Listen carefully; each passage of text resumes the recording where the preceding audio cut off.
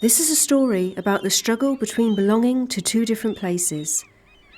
This is a story about borders, not just geographical borders, but the borders we create in our minds. This is my story. Welcome to the Tamar Valley, the historic border between the counties of Cornwall and Devon. But as you will now discover, there's more than one border between Cornwall and Devon. For borders are psychological as well as geographical. And that's not just true in the Tamar Valley, but in the whole of our society today. Every day we can all curate a number of borders in our minds, which map out which nationality, region, ethnicity, religion, community or family we belong, or where we don't belong. We only have to consider the experience of second or third generation immigrant communities in the UK, who often have to negotiate the tension between their ethnicity and their place of birth, to appreciate the difficulties that these mental borders can create for people who belong to two different places. So let's now return back to the Tamar Valley and continue to explore some of the mental borders that continue to unite or divide people on both sides of this most complex of borders. The memories and narratives that surround the Tamar are as complex as the people that live on both sides of this borderland. And the diversity of this border is my story too, as I have family roots on both sides of the Tamar Valley, and my ancestors made their living from the natural resources of this borderland. I feel I belong on both sides of the border. I feel I belong to two places that are both different, yet the same. I am a Cornish Devonian. But for other people, the Tamar acts as a divide between two very different cultures. Although the Tamar is now generally portrayed as a county border, for many people it is a national border that separates two different cultures and two different peoples, the Celtic Cornish from the Saxon English on the Devon side of the river. When I was a child, my father used to impress upon me that I wasn't English. And when we went over the bridge at Saltash, he would say, "Now, my son, you behave yourself. You're coming into England now." And when we got to the halfway across the 7th tunnel, it went, all right, we're in Wales now. So from my earliest days, I knew that I wasn't English. Following the Anglo-Saxon conquests, King Athelstan set the River Tamar as a border between England and Cornwall in approximately the year 936, supposedly separating the ancient Britons of Cornwall from the English of Wessex. The memory of the establishment of the Tamar as a constitutional border between the Cornish and the English has continued to shape cultural and political discourse into the 21st century.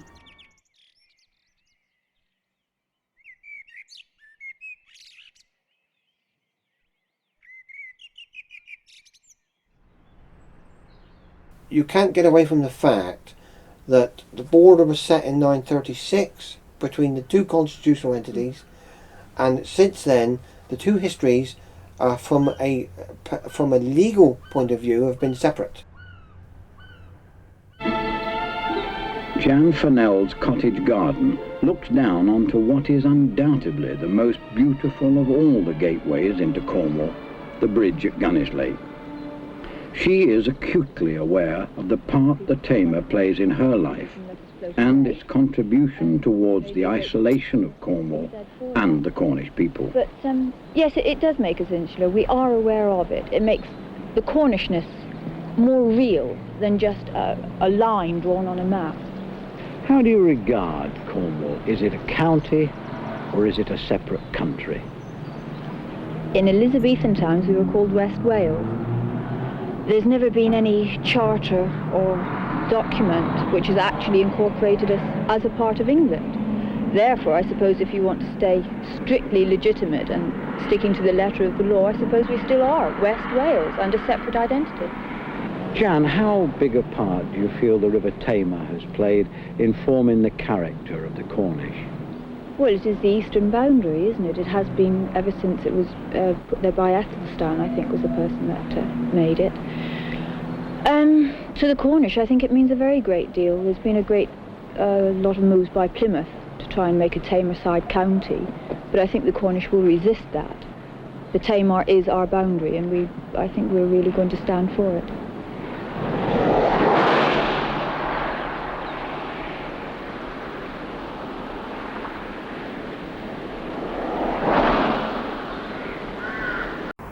The memory of the Tamar as a constitutional border became even more prevalent after 1945. A number of disputes were created over regional planning strategy. It was feared that Plymouth City Council wanted to take over part of southeast Cornwall into a greater Tamarside community. This caused outrage for many of the people in this part of Cornwall. Fears were created over the demographic and economic impact this would have. This became even worse in 1961 with the opening of the Tamar Road Bridge, with faster and easier transportation links between Cornwall and Plymouth. The bridge was formally opened on the 26th of April 1962 by Her Majesty Queen Elizabeth, the Queen Mother. Her Majesty was welcomed by the Lord Mayor of Plymouth and escorted on the bridge by the joint chairman of the Bridge Committee. Plaques at each end of the bridge commemorate the joint enterprise, the bridging of Plymouth and Cornwall.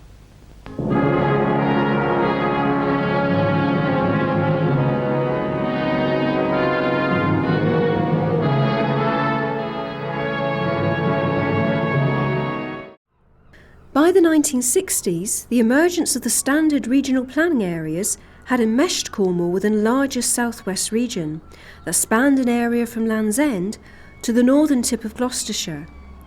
Today, the narrative of the southwest region continues to dominate the discourse of much of local government and media. So in many ways, the Tamar alternates from being a county and a national border, depending on what version of history you believe and whose voice you are listening to. All this paints a picture of Cornwall, a Celtic nation united in its culture and territorial identity from Land's End to the Tamar, or a homogeneous southwest region in which Cornwall was integrated within the counties of the West Country.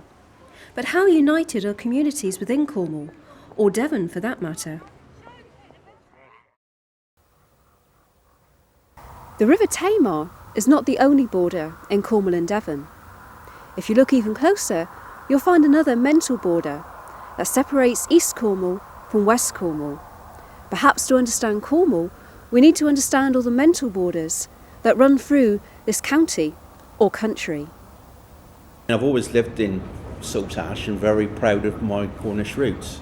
And then when people tried to say, well, because you were born in Plymouth, I mean, I was only in there a couple of days and then brought back to Saltash, so no different than Saltash. And I've got all this Cornish blood running through me, and then somebody tries to tell you that you're not Cornish. If you go and talk to somebody from West Cornwall, they think, they don't, well, I don't know what they class this area as. They think Cornwall starts down around Bodmin, I think. Which is something else that annoys me, because they're eroding their own county. Mm-hmm. Cornwall starts at the Tamar, and it has done since about 900 and something, or back before then. But I've spoke to a couple of people about it. I think they think we're part of Plymouth or something. I'm not really sure what they think. Mm-hmm. Yeah, they know that the Tamar is a sort of Cornwall, but to them Cornwall is down west. But there have also been times of unity, as well as disunity across the Tamar border. Geographically, at least, this has not always been a static border through the ages. As recently as 1966, parts of Cornish territory stretched across to the Devon side of the river, and vice versa. Bridge Rule is halfway across the river. In East Bridge Rule, and that would be in Devon, they've got the school, the church, the chapel, and a couple of houses. But up the road in West Bridge Rule, all the people live together with the village post office and the pub and the parish hall. Now this in itself is quite a problem, but it's aggravated by this suggested boundary. For instance, children living in West Bridge Rule in Cornwall would have to go 7 miles to the nearest school, although their own village school is just across the bridge. There would be 2 village policemen.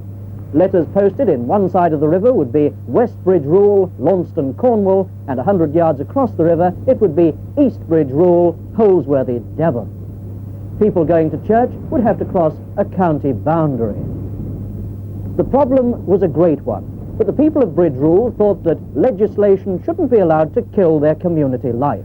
And so they took the law into their own hands and sent a deputation to try and save the community life of their village. And with the draft proposals of the Boundary Commission, it looks as if they've won the day. One such period of unity would be the 100 years or so spanning from the middle of the 19th to the 20th century. The Tamar Valley has a rich industrial heritage provided by a landscape that became dominated by mining and horticulture, and the river also provided other employment through things such as salmon fishing and boat building. The expansion of Cornish mining spilled across the Tamar, creating cross-border patterns of trade and migration, to the point where, for example, Tavistock in Devon, to all intents became a Cornish mining town. Silver, lead, tin, copper and arsenic were all mined in the valley. But by the turn of the 20th century, this industry had all but collapsed. Nonetheless, the memory of the mining links between Cornwall and Devon has in many ways been recently revived. For in July 2006, the Cornwall and West Devon mining landscape was awarded World Heritage status, which recognises the global importance of the unique industrial and cultural heritage of sites throughout Cornwall, including the Tamar Valley mining district that straddles both sides of the Cornwall-Devon border. But apart from mining, the Tamar Valley had also turned to another means of subsistence, market gardening. For hundreds of years there had been a horticultural industry in the Tamar Valley, but the market gardening boom really began in the middle of the 19th century. The arrival of the Great Western Railway to Plymouth in 1849 and the opening of the Royal Albert Railway Bridge in 1859, linking both sides of the Tamar, meant that produce began to be transported to markets across the country at greater speed. The horticultural industry remained a vital part of the local economy and culture for around the next 100 years, creating a network of cross-border kinship and work ties that have continued to unite both sides of the valley to the present day. The landscape DNA of the Cornwall-Devon border is arguably more related than that of further down western Cornwall, although there may well exist a sense of unconscious difference between opposite sides of the river. In many parts of the Tamar Valley, not only is the landscape visually akin, but the people have also been linked by the industry reaped from its natural resources, and consequently by the migration of people across the Cornwall-Devon border for purposes of employment. Whether for the good or bad, this has continued over the 20th century and into the present day, with people migrating across the Tamar to work in places such as Devonport Dockyard and Plymouth. And every day thousands of people now commute across the Tamar border to work, shop or just to socialise. Market gardening, mining and other local industries, inextricably bound up with the Tamar Valley's landscape, have nurtured cross-border kinship ties, as in my own family. Although there has always been a healthy sense of rivalry between people on the Cornish and Devon sides of the valley, at the same time there can also exist a sense of camaraderie. There was always rivalry between Dad's side of the river over Ward or St Dominic. If they had Ornatus, one year they had Ornatus coming out, and the winds come from the east, which goes straight in there. And of course, grandfather's fields was sheltered. Well, of course, they got Ornatus for Easter, white flowers for Easter, and of course theirs were later. But there was a bit of rivalry there. Mm-hmm. And when they picked cherries, they used to shout. Dad used to say they'd shout across the river, from one cherry tree to the other, across the river right up through. You fished both sides of the river. I mean, you fish on the Devon side and you fish on. I mean, we had people. There were people coming that had boats from the Devon side, but I mean, it didn't make any difference. I mean, we all worked together, basically, you know. We've explored how the Tamar can exist as both a national border and a county border, And we've also explored some of the mental borders that continue to either unite or divide people on both sides of this river. The story of the Tamar Valley, its industrial heritage, its people, and the complexities of this border region is also my story too, and my mother's story, and my grandfather's story, and my great-grandfather's story too. I suppose I feel both without really feeling it. It's awkward to explain. It's there.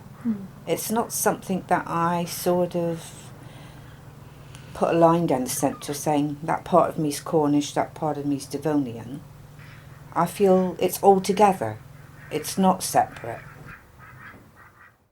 From snatches of oral tradition, I've always known that my mother's family, the Studdens, came from Calstock, a village on the Cornish side of the River Tamar. My great-grandfather, Charles Studden, was born in 1894 and lived here at number 6 The Adit in Calstock with my great-great-grandfather, Michael Studden, his wife Emma, his 3 sisters and his brother. Going back through the generations, the Studden family all played a part in the industrial heritage of the Tamar Valley, in industries such as market gardening, mining and transporting goods up and down the Tamar on the barges. But overall, there is very little knowledge of my Cornish roots. Seemingly from the time when my great-grandfather, his brother and sisters migrated from Calstock to the city of Plymouth on the Devon side of the Tamar. But past and present, Cornwall is no stranger to the culture of migration, whether that's just across the River Tamar or on a global scale overseas.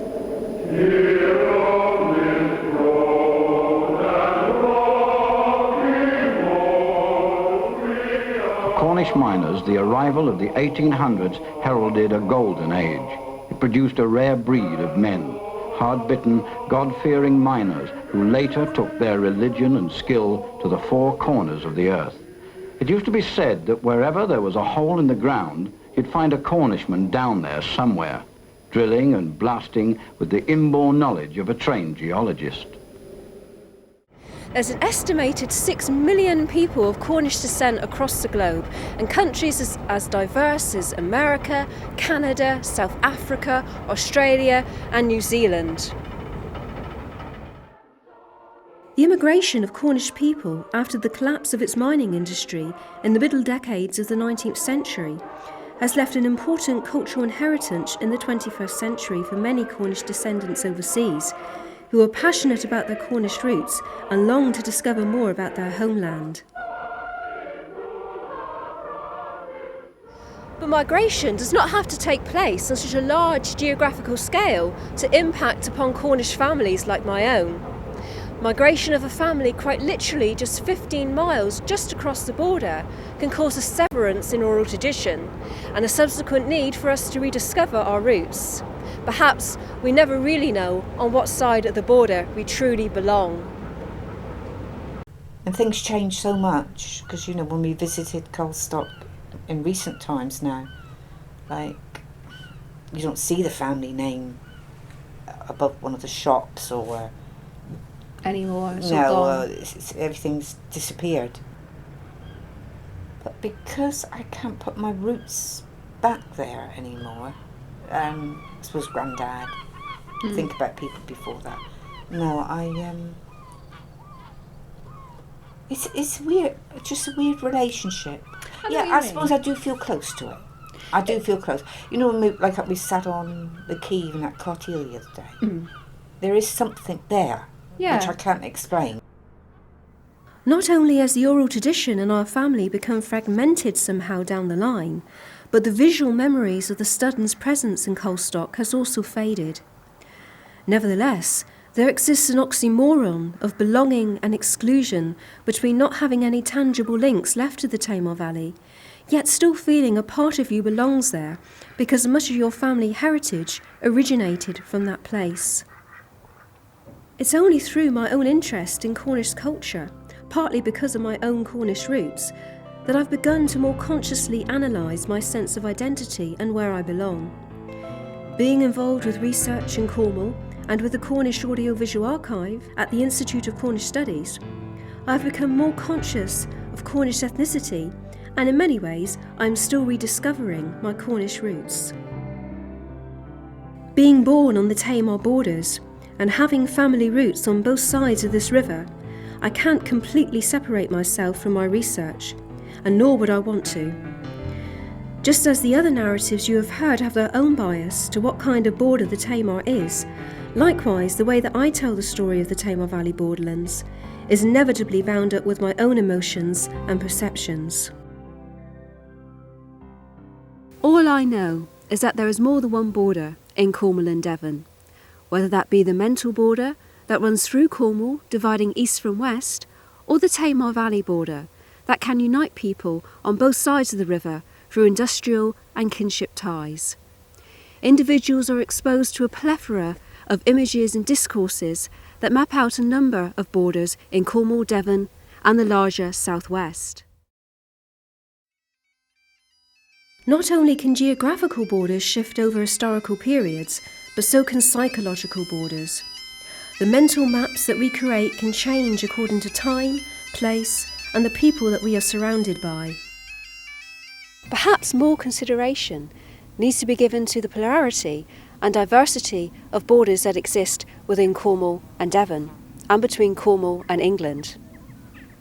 If they are ignored, surely the two counties, or countries, cannot truly understand themselves or each other.